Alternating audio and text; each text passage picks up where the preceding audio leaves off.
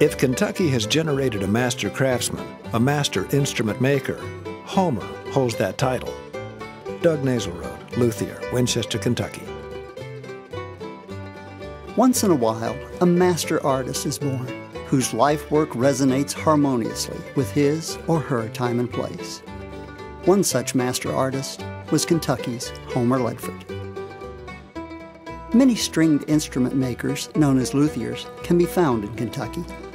As a luthier, Ledford's art was rooted in his innovative nature, his musical talent, and his woodworking and mechanical skills. Homer Ledford was born to Abraham and Ova Lee Ledford, September the 26th, 1927, in the farming community of Ivyton, Tennessee.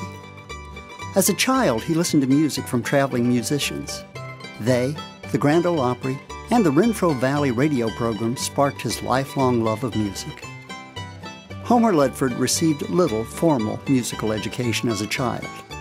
He learned shape note singing at the age of 8. At 10, his Uncle Otis gave him basic guitar lessons. I got my first pocket knife for Christmas at age 12. I just seemed to have to try to make a musical instrument. Homer Ledford. Ledford made his first instruments, a banjo and a fiddle, at the age of 12. He used materials from his parents' farm, such as a lard can, matchsticks, and dynamite boxes. Unfortunately, he chose the wrong glue, and his first instruments fell apart in the humid summer. At age 15, Ledford made a fiddle from a maple tree in his father's hog lot. He used crude tools such as broken glass, his pocket knife, and sandpaper. And he called the instrument the hog lot fiddle.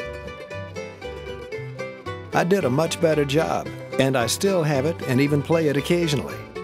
It's no Stradivarius, but it does play, and it stays glued together. Homer Ledford. When he was 19, Homer Ledford attended the John C. Campbell Folk School in Brasstown, North Carolina, while he recovered from rheumatic fever. Although he was only at the school for 3 months, Ledford discovered a new instrument, the dulcimer, a traditional stringed folk instrument. When the school received an order for 2 dulcimers from a New York store, Ledford was assigned the task and soon received orders for 8 more.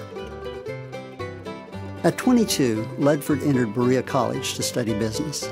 Like many Berea students, he worked his way through school by creating items for the school to sell in their shops. He carved many small wooden sculptures for which he earned 30 cents apiece. While a student at Berea, he learned to construct mandolins and guitars. In 1950, Ledford met Callista Spradlin while studying at the college. They were married 2 years later in the Danforth Chapel at Berea. Later, he transferred to Eastern Kentucky State Teachers College, graduating with a degree in industrial arts. After Ledford graduated, the family moved to Winchester, Kentucky, and Ledford began teaching industrial arts in the Clark County school system. He continued making instruments part-time until 1965, when he gave up teaching to become a full-time luthier. Ledford made many types of instruments, but he was best known for making dulcimers. I would dearly love to design, redesign, and make new things every day, because that's where it's fun, really. Homer Ledford. Homer Ledford was also an innovator who created some of his own tools, made fundamental changes to the 4-string dulcimer, and invented several hybrid instruments. He created many tools to standardize the dulcimer pieces so he could produce more instruments. In the 1970s, Ledford tried to make a dulcimer a day. Homer Ledford began making hybrid instruments in 1971 when he combined the dulcimer and the guitar to create the dulcitar. His other hybrids included the dulcijo, a dulcimer and banjo combination, and the dulcibro, a dulcimer and dobro combination. Other creative ideas include his fiddle phone, which he made strictly to entertain people at his shows. A gifted bluegrass musician, Ledford played more than 13 instruments. Over the years, he played with a number of groups. Ledford founded the Cabin Creek Band in 1976. Although the band has had several lineups through the years, Ledford was constantly at the center of the band's performances. The Cabin Creek Band performed in the United States, Ireland, and Ecuador. Known for playing traditional bluegrass music, the band's sound was often compared to the music of Bill Monroe. As a solo artist, Ledford performed nationally and internationally at festivals and schools and shared the stage with bluegrass musicians such as Bill Monroe, Alison Krauss, and Ricky Skaggs.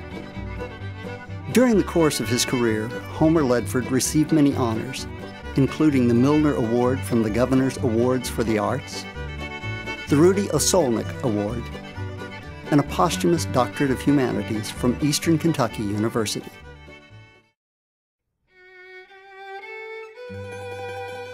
Homer Ledford passed away at his home on December the 11th, 2006. Along with his recorded work, he left behind nearly 6,600 handcrafted instruments of all sorts, including many of his own unique invention. This astonishing number of instruments makes Homer Ledford one of the most prolific luthiers in the southeastern United States. His legacy is represented in the collections of the Kentucky Historical Society and the Smithsonian Institution. His memory will live on through the work of the countless musicians and craftsmen that he inspired. When you think of all the instruments that he's made, it's bound to keep his memory alive, because as long as those things exist, they'll say, well, Homer Ledford made that. Callista Ledford. My whole life has been music and making things. Homer Ledford.